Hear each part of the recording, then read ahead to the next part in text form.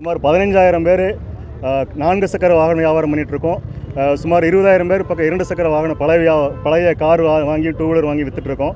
இதில் வந்து RC card நாங்கள் பணம் கொடுத்து வாங்குகிற ஒரு காரோட 2 வீலரோட பணம் கொடுத்து ஒரு ஆர்சி ஓனர் வண்டி வாங்கிட்டு வந்துடுறோம். அதில் நாங்கள் பேமெண்ட் பண்ணி ஃபைனான்ஸுக்கு பேமெண்ட் பண்ணி ஆர்சி புக்கு எங்களுக்கு கொடுக்கணும். அந்த என்ஓசி போய் ஹெச்பி கேன்சலுக்காக ஆர்டிஓஸில் கொடுத்துட்டோம் அப்படின்னா அது நேரடியாக பழைய ஓனருக்கே போயிடுது. அவங்க திரும்ப எங்ககிட்ட கொடுக்குறதுல காலதாமதம் ஏற்படுத்துகிறாங்க. புதுசாக அந்த வாடிக்கையாளருக்கு அவங்களோட பேரில் மாற்றி கொடுக்குற எங்களோட பொறுப்பு. அந்த நேம் ட்ரான்ஸ்ஃபர் ஆகிறது வந்து ரொம்ப லேட் ஆகுது. 15 நாள் 20 நாளைக்கு மேலே ஆகுது. அதனால் வந்து 1989 சட்டப்படி 430வது பிரிவின்படி கோர்ட் ஸ்டாம்ப் ஒட்டி ஒரு உரிமையாளர்கிட்ட அங்கீகார கடிதம் பெற்றுட்டு வந்தால் அதை வந்து நம்ம கையிலேயே கொடுக்கலான்னு ஒரு சட்டம் இருக்குது. இது வந்து தகவல் உரிமை சட்டத்தின்படி நான் கேட்கும்போது அது இருக்குது. அந்த சட்டத்தில் எதுவும் மாற்றம் இல்லைன்னு எங்களுக்கு வந்திருக்குது. அதனால் அந்த முறையை வந்து நடைமுறைப்படுத்த சொல்லி நாங்கள் கோரிக்கை ஆர்ப்பாட்டம் பண்ணுறோம் அரசுக்கு. அதே மாதிரி பணி எல்லாமே ரொம்ப லேட் ஆகுதுங்க. ஒரு ஹெச்பி கேன்சலுக்கு நாங்கள் உள்ளே கொடுத்தோம் அப்படின்னா 1 மாதம் ஆகுது.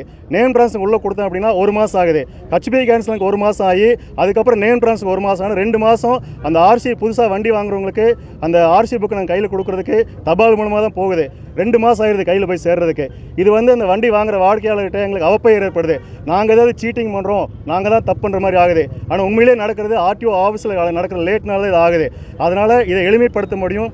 சாத்தியம் உள்ள இந்த வாய்ப்பு 1989 பிரிவு 430 பிரிவை மறுபடியும் அமல்படுத்த சொல்லி இந்த ஆர்ப்பாட்டம் கோரிக்கை ஆர்ப்பாட்டமாக தமிழ்நாடு முழுவதும் 39 டிஸ்ட்ரிக்டில் இருந்து சுமார் 15,000 பேர் 4 சக்கர வியாபாரிகள், 20,000 பேர் 2 சக்கர வாகன வியாபாரிகள் எல்லாரும் சேர்ந்து இது நடத்திட்டு இருக்கோம். இது அரசுக்கு கோரிக்கையாக கொடுத்துருக்கோம். இதுக்கு முன்னால் சட்டமன்ற உறுப்பினர்கள், அமைச்சர் பெருமக்கள், ஆர்டிஓ எல்லா அலுவலர்களுக்கும் கொடுத்து கோரிக்கை மனு கொடுத்துருக்கோம். அதுக்கு எந்த விதமான பதிலும் இல்லை. அதனால் ஒரு கோரிக்கை ஆர்ப்பாட்டம் அரசோட கவனம் ஈர்ப்பு ஆர்ப்பாட்டமாக இது நடக்குதுங்க.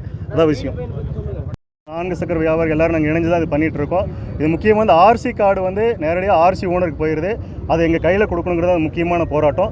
அது இல்லாமல் வந்து என்ன பார்த்தீங்கன்னா ஸ்பாட் ஃபைனு. இப்போ முதல்லலாம் பார்த்தீங்கன்னா எவ்வளோ ஸ்பாட் ஃபைன் வசூலிச்சிங்கன்னா அப்போ தெரிஞ்சிருது. ஆன்லைனில் ஃபைன் எவ்வளோ இருக்குன்னு தெரியல. நாங்கள் பணம் கொடுத்து அந்த காரையோ 2 வீலரையோ வாங்கிட்டோம் அப்படின்னா அதுக்கப்புறம் நேம் ட்ரான்ஸ்ஃபருக்கு போகும்போது தான் எவ்வளோ கட்டணுங்கிறது. வாகனத்தோட விலையை விட ஃபைனோட அமௌண்ட் அதிகமாக இருக்குது.